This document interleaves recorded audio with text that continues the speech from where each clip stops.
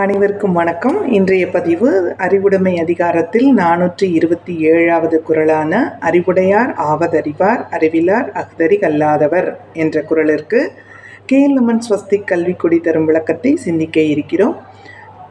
அதில் 4வது எழுத்தான எண் என்பது தீங்கு தரும் தகவல்களையும் தீங்கு தராத தகவல்களையும் விளக்கும் ஒரு எழுத்து பழமொழி இலக்கணத்தின் வாயிலாக நின்று நமக்கு அறிவினை சுட்டிக்காட்டுகிறது.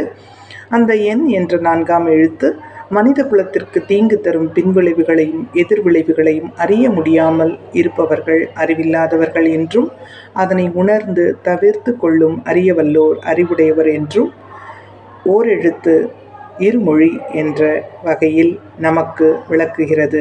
அறிவுடையார் ஆவதறிவார் அறிவிலார் அஃதறி கல்லாதவர். நன்றி, வணக்கம்.